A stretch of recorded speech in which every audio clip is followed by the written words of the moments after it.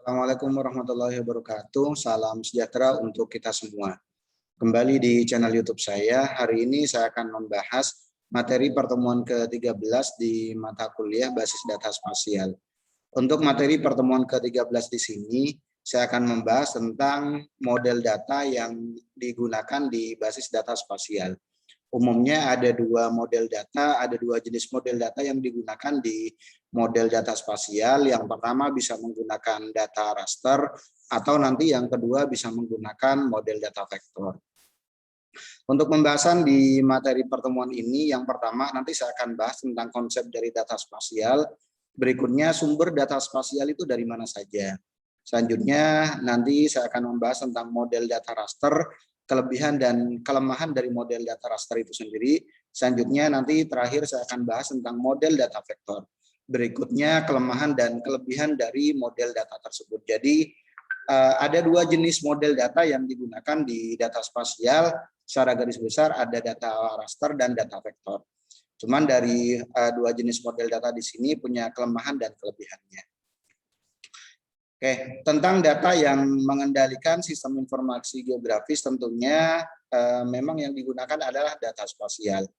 Setiap fungsionalitas yang membuat sistem informasi geografis dibedakan dari lingkungan analisis lainnya adalah karena berakar pada keaslian data spasial itu sendiri. Data spasial di sini menjelaskan fenomena geografi terkait dengan lokasi relatif terhadap permukaan bumi.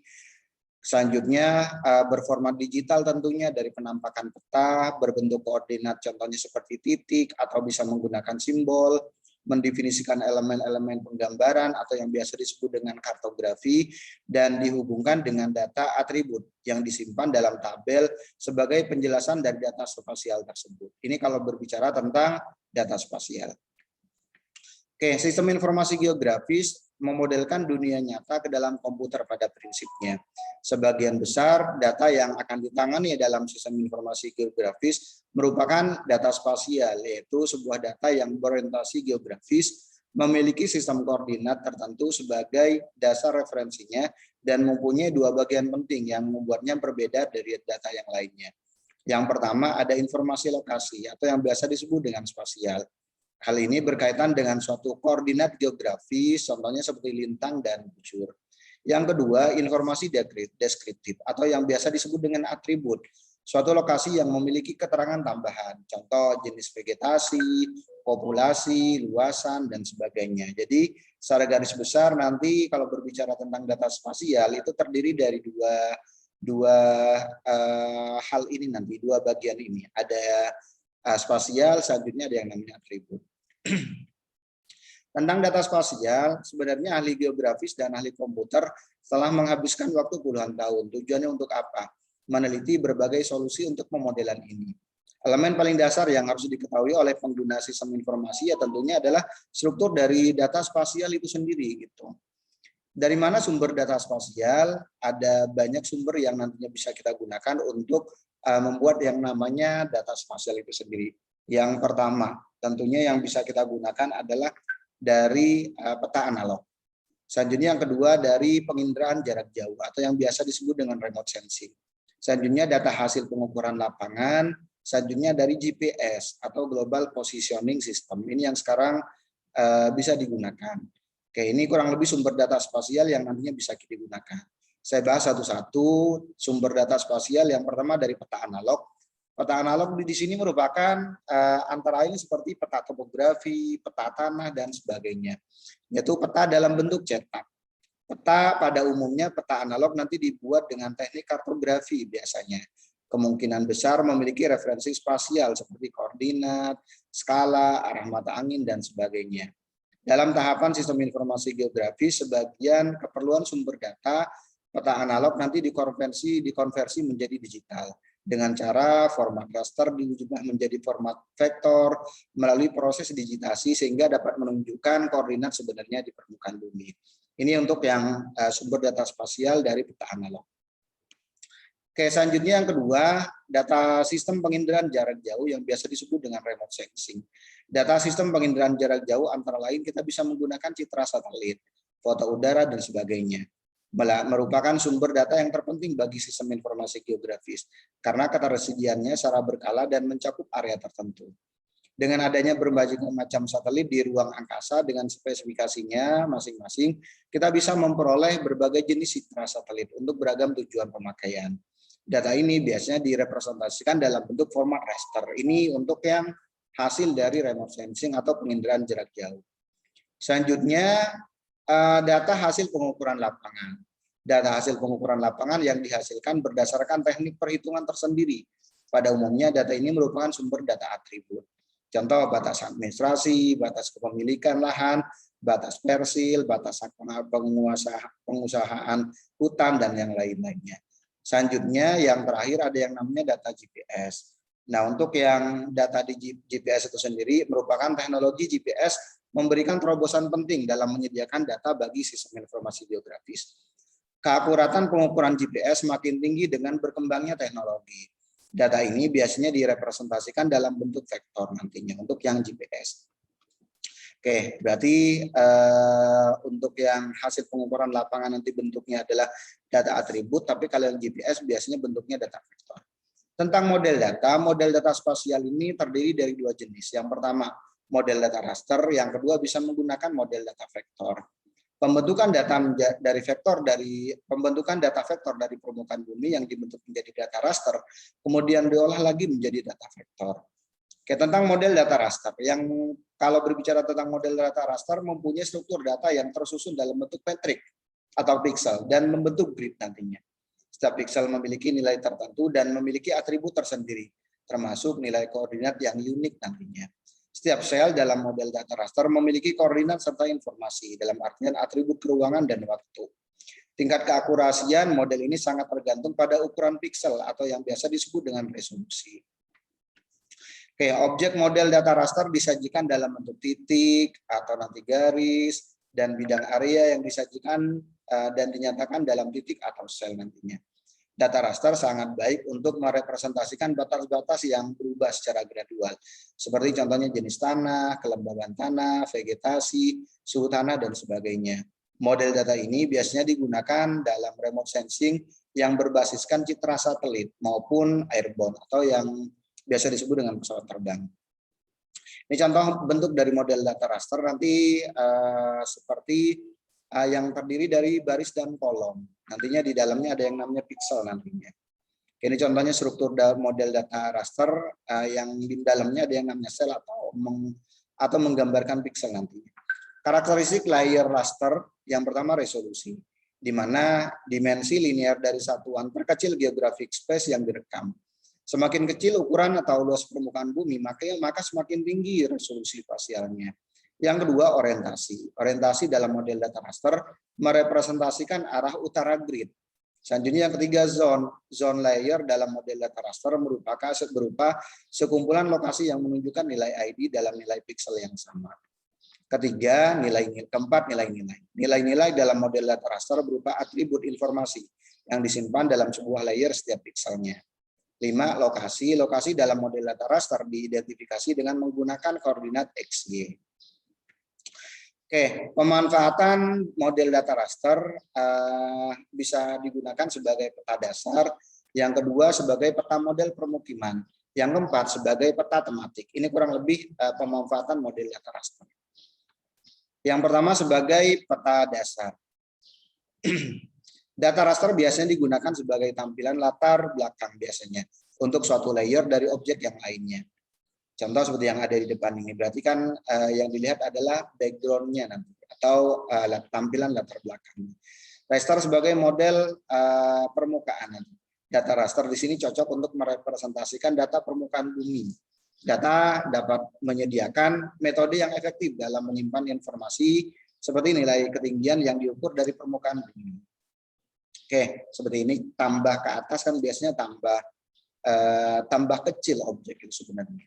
Yang ketiga, raster sebagai peta tematik. Data raster yang merepresentasikan peta tematik dapat diturunkan dari hasil analisis data lainnya. Aplikasi analisis yang sering digunakan dalam melakukan klasifikasi citra satelit untuk menghasilkan kategori tutupan lahan atau yang biasa disebut dengan land cover. Peta tematik juga dihasilkan dari operasi geoprocessing yang dikombinasikan dari berbagai macam sumber, seperti vektor, raster, dan data pemukiman. Oke, yang terakhir raster sebagai peta tematik. Contoh peta kesesuaian lahan.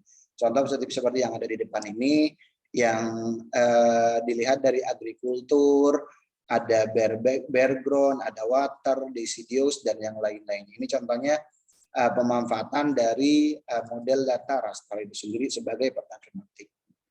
Ada kelebihan dari model data raster. Yang pertama, memiliki struktur data yang sederhana. Yang kedua, mudah dimanipulasi dengan menggunakan fungsi matematis sederhana. Ketiga, teknologi yang digunakan cukup murah dan tidak begitu kompleks. Oke, ini kalau berbicara tentang kelebihan data raster. Kompatibel dengan citra satelit penginderaan jarak jauh dan semua image hasil scanning data spasial. Overlay dan kombinasi data raster dengan data indera mudah dilakukan. Selanjutnya, memiliki kemampuan permodelan dan analisis spasial tingkat lanjut. Metode untuk mendapatkan citra raster lebih mudah. Gambaran permukaan bumi dalam bentuk citra raster yang didapat dari radar atau satelit penginderaan jauh selalu lebih aktual dari bentuk vektornya. Prosedur untuk memperoleh data dalam bentuk raster lebih mudah, sederhana, dan murah tentunya. Harga sistem perangkat lunak aplikasinya cenderung lebih murah. Ini kalau untuk yang model data raster. Cuman model data raster juga punya kelemahan. Secara umum memerlukan ruang atau tempat penyimpanan disk yang besar karena memang biasanya resolusinya atau kapasitasnya biasanya lebih besar. Penggunaan sel atau ukuran grid yang lebih besar untuk menghemat ruang penyimpanan akan menyebabkan kehilangan informasi dan ketelitian. Selanjutnya, sebuah citra raster hanya mengandung satu tematik saja, sehingga sulit digunakan dengan atribut-atribut lain dalam satu layer. Keempat, tampilan atau representasi dan akurasi posisi sangat bergantung pada ukuran pikselnya atau resolusi dari spasialnya. Kelima, sering mengalami kesalahan dalam menggambarkan bentuk dan garis batas suatu objek. 6, transformasi koordinat dan proyeksi lebih sulit dilakukan. Sangat sulit untuk merepresentasikan hubungan topologi. 8, metode untuk mendapatkan format data vektor melalui proses yang lama cukup melelahkan dan relatif mahal. Ini kelemahan dari data raster itu sendiri. Selanjutnya ada yang namanya model data vektor. Objek di dunia nyata dimodelkan dalam peta hard copy dengan menggunakan titik, garis, dan poligon untuk menampilkan informasi pada peta. Titik digunakan sebagai lokasi sebuah tempat atau posisi tertentu dalam peta. Garis menunjukkan rute suatu perjalanan atau menggambarkan batas suatu wilayah dan juga batas suatu kawasan hutan atau area tertentu. Sedangkan poligon menggambarkan sebuah danau atau sebuah luasan areal yang kemudian dapat dianalisis luasan pada areal-areal tersebut. Oke, selanjutnya data vektor merupakan bentuk bumi yang direpresentasikan ke dalam kumpulan garis. Area, titik, dan node antara node di sini merupakan titik perpotongan antara dua buah garis sebenarnya. Oke, contoh seperti ini. Model data vektor diwakili oleh simbol-simbol atau dikenal dengan fitur-fitur atau yang biasa disebut dengan poin. Fitur garis atau line dan fitur area atau yang biasa disebut dengan poligon. Oke, tentang titik atau poin, titik adalah representasi garis yang paling sederhana untuk satu objek. Representasi ini tidak memiliki dimensi, tapi dapat diidentifikasi di atas peta dan dapat ditambahkan pada layar monitor dengan menggunakan simbol-simbol. Contoh data posisi sumur bor, lokasi fasilitas kesehatan, lokasi fasilitas pendidikan, dan yang lain-lainnya. Representasi objek titik, contoh seperti yang ada di depan ini. Jadi ada titik ID pertama, kedua, ketiga, dan seterusnya. Berikut nanti kalau dijabarkan lokasinya kurang lebih seperti yang ada di depan ini. Nanti akan muncul nama, selanjutnya berikut lokasinya. Selanjutnya garis atau line, bentuk line ataupun garis menghubungkan paling sedikit dua titik dan digunakan untuk merepresentasikan objek-objek satu dimensi. Objek atau entitas yang dapat direpresentasikan dengan garis contohnya seperti jalan, sungai, jaringan listrik, saluran air, dan yang lain-lainnya. Representasi objek garis contohnya seperti yang ada di depan ini. Ada jalan nasional, jalan provinsi contohnya, atau jalan kabupaten, dan yang lain-lainnya. Atau bisa juga menggambarkan batas wilayah sebenarnya. Selanjutnya poligon digunakan untuk merepresentasikan objek dua dimensi, misalnya pulau, danau, batas provinsi, batas wilayah, wilayah administrasi, batas parsil tanah, adalah entitas yang ada pada umumnya direpresentasikan sebagai poligon biasanya. Satu poligon paling sedikit dibatasi oleh 3 garis dan di antara 3 titik yang paling bertemu membentuk bidang. Poligon mempunyai sifat luas, spasial luas, keliling terisolasi atau terkoneksi dengan yang lainnya, bertakuk atau intenden dan overlapping. Contoh seperti yang ada di depan ini. Ada kelebihan dan kelemahan dari model data vektor itu sendiri. Yang pertama, kelebihannya memerlukan ruang atau tempat penyimpanan yang lebih sedikit di komputer daripada yang model data raster. Satu layer dapat dikaitkan dengan atau menggunakan atribut sehingga dapat menghemat ruang penyimpanan secara keseluruhan. Dengan banyak atribut yang banyak dikandung oleh suatu layer, banyak peta tematik lain yang dapat dihasilkan sebagai peta turunan. Hubungan topologi dan network dapat dilakukan dengan mudah. Memiliki resolusi spasial yang tinggi, representasi grafis dan spasialnya sangat mirip dengan peta garis buatan tangan manusia. Memiliki batas-batas yang teliti, tegas, dan jelas, sehingga sangat baik untuk membuat peta. Untuk pembuatan peta-peta administrasi dan persil tanah milik. Transformasi koordinat dan proyeksi titik tidak sulit dilakukan. Cuman ada kekurangannya juga, memiliki struktur data yang kompleks, datanya tidak mudah untuk dimanipulasi, pengguna tidak mudah berkreasi untuk membuat programnya sendiri untuk memenuhi kebutuhan aplikasinya. Kenapa? Hal ini disebabkan oleh struktur data vektor yang lebih kompleks dan prosedur fungsi yang dan analisisnya memerlukan kemampuan tinggi karena lebih sulit. Pengguna harus membeli sistem perangkat lunak karena teknologinya yang masih mahal. Prosedurnya pun terkadang lebih sulit. Oke, karena proses keseluruhan dan mendapatkannya lebih lama, peta vektor seringkali mengalami out of date atau kadaluarsa. Memerlukan perangkat keras dan perangkat lunak yang lebih mahal. Overlay beberapa layer vektor secara simultan memerlukan waktu yang relatif lama. Ini kurang lebih kekurangan dari model data vektor. Demikian penjelasan dari materi pertemuan ke-13 ini tentang model data spasial. Mohon maaf kalau ada kata-kata yang kurang berkenan. Saya akhiri. Assalamualaikum warahmatullahi wabarakatuh dan salam sehat untuk kita semuanya.